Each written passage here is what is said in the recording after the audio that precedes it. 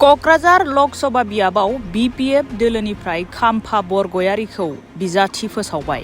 क'क्राझार लकसभा समष्टिफोरा আমি বাছি লৈছো আমাৰে আগৰে ডেপুটি খাম্ফা বৰগয়াৰী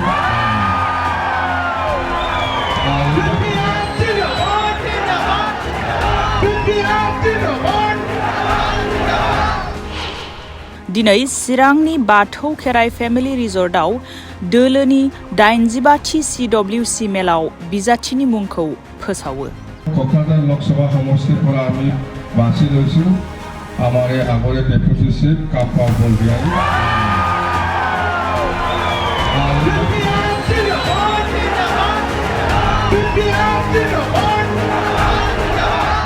दोलोनि गेजेराव साथाम जानो हाथाव बिजाथिफोरनि मुं फोसावदोंमोनब्लाबो जेबो जेंना गैयालासे खाम्फा बरगयारीखौ बिजाथि सायख'यो।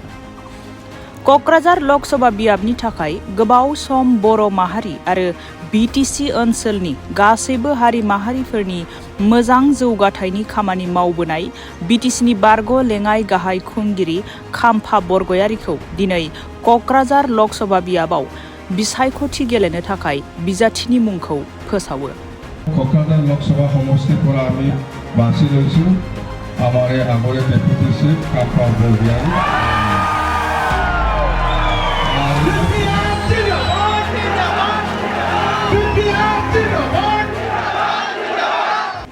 मख'नो गोनांदि क'क्राझार लकसभा बियाबाव BPF राजखान्थि हान्जाया साथाम जानो हाथाव बिजाथिफोरनि मुं फारिलाइखौ फोसावदोंमोन। गिबि सारियाव बारग' मन्त्रि प्रमिला रानी ब्रह्म, नैथियाव खाम्फा बरगयारी आरो थामथियाव पृथ्वीराज नारायण देब मेस।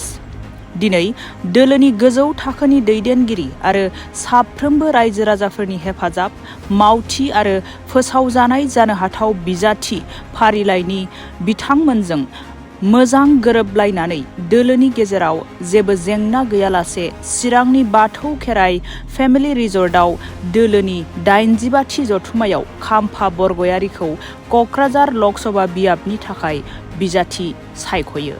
क'क्राझार लकसभा समष्टिफोरा আমি বাছি লৈছো আমাৰে আগৰে ডেপুটি খাম্ফা বৰগয়াৰী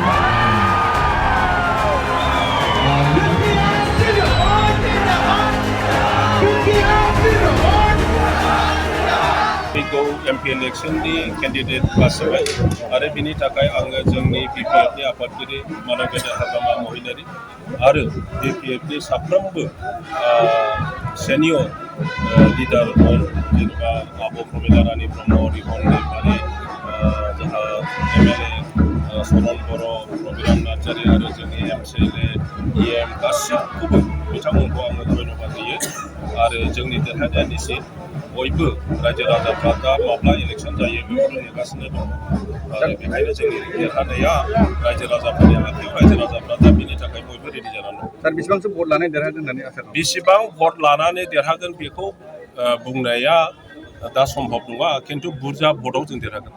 सार पृथ्वीराज नारायण देब मेसआ नोंथांनि चेलेन्ज आं बिनि सम्पर्के जेबो बुंनाय नङा, नोंथांमोना बिनि रलखौ नुलांबाय थागोन। सार MP बिसायख'थिनि उनाव BPFखौ 0 जानो थांगासिनो दं होननानै UPPनि दैदेनगिरिफ्रा बुंदों। बिथांमोनाथ' जोबोद बेबायदि खोथा बुंगासिनो दं, खिन्थु रायजो राजा बिथांमोननि जि खामानि मावनाय आगोलाव जि प्रतिश्रुति होबाय जेबो लाखियाखिसै, ओनसोलाव जेबो उन्नयनमूलक खामानि मावाखिसै, गोदान मोनसे स्कुल कलेज बानायाखिसै, गोदान हस्पिटाल बानायाखिसै, गोदान लामा बानायाखिसै, गोदान इरिगेसन बानायाखिसै, गोदान हाथाय बाजार बानायाखिसै, माने BTCआव रायजो राजाफोरनि जि नांगौ बे बुस्थुफोरखौ बे साराय 3 बोसोराव बिथांमोना जेबो मावाखिसै आरो बुंबाय थादों जे BPFआ 17 बोसोराव जेबो मावाखै। दा बेखायनो बेफोरखौ बरनायनानै बेफोरखौ कम्पेयार खालामनानै रायजो राजाफ्रा नुबाय बे नङा जे BTCआव मेगन गुनु मानसि गैया, थगायब्लानो जायो, बिदि नङा।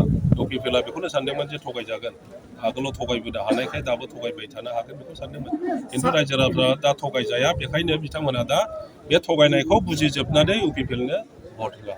सार क'क्राझार लकसभा बियाबनिफ्राय कंग्रेसनिफ्राय बर्धन मुसाहारि आरो UPPनिफ्राय एक्जिस्टिं MLA जयन्त बसुमतारिखौ होदों। सोर सासे केन्डिडेटजों माने टक्करा जागोन होनना सानो?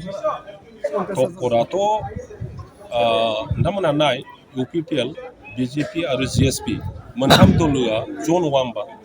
एलायन्स गभर्नमेन्ट दादों, BTCआवबो सरकार, आसामावबो सरकार, आरो बिथांमोननि जि कमन केन्डिडेट UPPL नि केन्डिडेट बेनो जोंनि मा होनना बुङो नोंथांमोनहा मा होनदों बेजोंनो जोंहा माने सौदावनाया जागोन खिन्थु जों दा नुदों बे मोनथाम पार्टिनि गेजेराव मोनसे पार्टिया इतिमध्य नागारनानै थांबाय GSPआ खारन नबसरनिया गावनो केन्डिडेट होगोन होननानै डिक्लेयार खालामखाबाय मोनसे पार्टि गैला दा खालि BJP आरो UPPLल'सै आरो जों बुंनो हाया बिथांमोननि बे खौसेथिया बेसे गोलाव थांगोन सारा देरहाखांनायनि उनाव गिबि हिसाबै मा खामानिखौ मावगोन सार गिबि हिसाबै मा मावगोन बे नङा जोंहा मोनथाम एजेन्डा दङ BTC आव शान्ति प्रतिष्ठा खालामनाय BTC आव रायजो जानाय मोनफ्रोमबो जाति गस्थि धर्मालम्बीखौ राजनितिक भाबै सामाजिक भाबै बयखौबो खौसे लाखिनाय आरो बयखौबो ज' खालामनानै ओनसोलाव जौगानाय लाबोनाय बयनोबो समान जौगानाय लाबोनाय बेनो जोंनि मोनथाम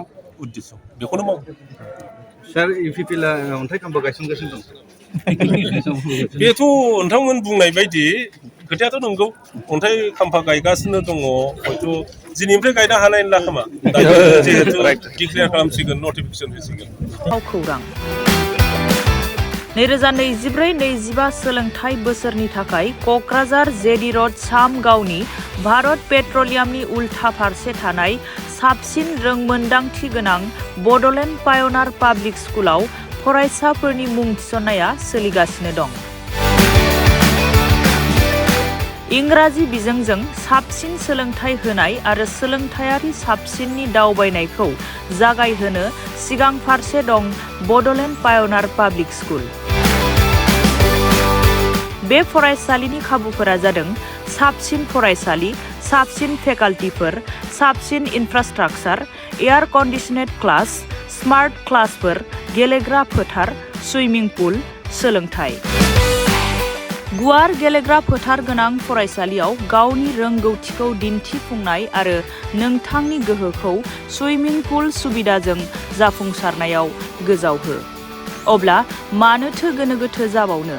थाबैनो नैबे कन्टेक्ट 6901253728 नम्बराव सुलाद लाना गावनि फिसानि इयुननि गोजों सोरांखौ दानानै होनो मुं थिसननो थाखाय खौरां लाहरदो। बड'लेण्ड पाय'नार पाब्लिक स्कुल क'क्राझार थं क'क्राझार सामगाव भारत पेट्रलियामनि उल्था।